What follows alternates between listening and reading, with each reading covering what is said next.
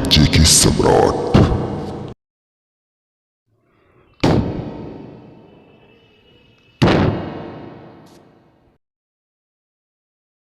कोली, कोरी और कोल भारत के मूल निवासी हैं। इनका अतीत एक है। उन्हें मनुस्मृति के प्रावधानों के तहत अलग अलग नाम और व्यवसाय दिए गए और उन्हें अलग अलग समुदाय कहा गया ताकि वे अपने भाइयों से दूर रहें। धीरे धीरे वे आपसी पहचान भूल गए। देश में लोकतंत्र होने के बावजूद ये अब भी इतने अशिक्षित और इतने दबाव में हैं कि अपनी सामाजिक और राजनीतिक एकता, सत्ता के बारे में सोच नहीं पाते। कुल मिलाकर मेघवाल, बुनकर, मेघ, भगत, जुलाहा, अंसारी आदि समुदायों की भांति कोली और कोरी भी पारंपरिक रूप से जुड़ा है। सरकारी नीतियों के कारण इनका यह परंपरागत व्यवसाय तबाह हो चुका है और इनकी आर्थिक स्थिति बहुत खराब हो चुकी है। इनकी बहुत बड़ी आबादी कुपोषण और भूख की शिकार है। ये अत्यल्प वेतन पर और बेगार के तौर पर कार्य करते हैं। कोल शब्द अफ्रीकी मूल का माना जाता है। ऐसा प्रतीत होता है कि कोली शब्द कोल से ही बना है। अब हमारा प्रश्न है कि कोलीय गणराज्य के सम्राट कौन थे? कोली गणराज्य के सम्राट राजा मांधाता जी थे। कहा जाता है कि श्री राम का जन्म मंधाता के बाद 25वीं पीढ़ी में हुआ था। एक अन्य राजा इक्ष्वाकु सूर्यवंश के कोली राजाओं में हुए हैं, अतः मंधाता और श्रीराम इक्ष्वाकु के सूर्यवंश से हैं। बाद में यह वंश 9 उपसमूहों में बंट गया और सभी अपना मूल क्षत्रिय जाति में बताते थे। इनके नाम हैं मल्ला, जनक, विदेही, कोलिये, मौर्या, लिच्छवी, जनत्री, वाज्जी और शाक्य। पुरातात्विक जानकारी को यदि साथ मिलाकर देखें तो पता चलता है कि मंधाता इक्ष्वाकु के सूर्यवंश से थे और उसके उत्तराधिकारियों को सूर्यवंशी कोली राजा के नाम से जाना जाता है। कहा जाता है कि वे बहादुर, लब्ध प्रतिष्ठ और न्यायप्रिय शासक थे। बौद्ध साहित्य में असंख्य संदर्भ हैं जिससे इसकी प्रामाणिकता में कोई संदेह नहीं रह जाता। मंधाता के उत्तराधिकारियों ने महत्वपूर्ण भूमिका निभाई और हमारे प्राचीन वेद, महाकाव्य और अन्य अवशेष उनकी युद्धकला और राज्य प्रशासन में उनके महत्वपूर्ण योगदान का उल्लेख करते हैं। हमारी प्राचीन संस्कृत पुस्तकों में उन्हें कुलिया, कुलिये, कोली सर्प, कोलिक, कौल आदि कहा गया है।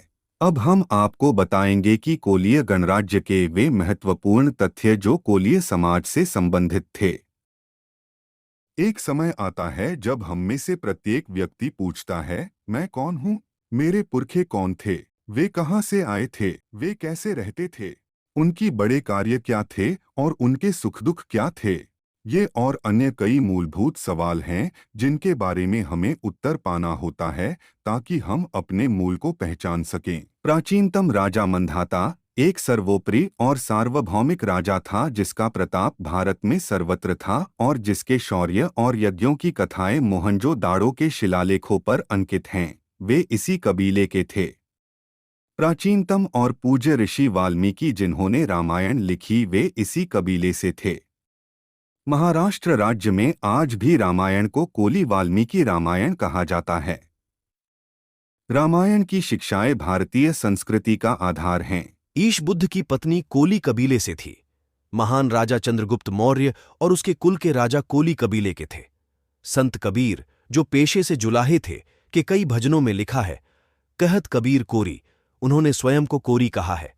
सौराष्ट्र के भक्तराज भदूरदास और भक्तराज बलराम, जूनागढ़ के गिरनारी संत वेलनाथ जी, भक्तराज जोबनपगी, संत श्री कोया भगत, संत दुधालीनाथ, मदन भगत, संत कंजी स्वामी जो 17वीं और 18वीं शताब्दी के थे, ये सभी कोली कबीले के थे। महाराष्ट्र राज्य में शिवाजी के प्रधान सेनापति और कई अन्य सेनापति इसी कबीले के थे। मुख्यतः मवालियों और कोलियों से भरी शिवाजी की सेना का शौर्य गर्वपूर्वक कहता है।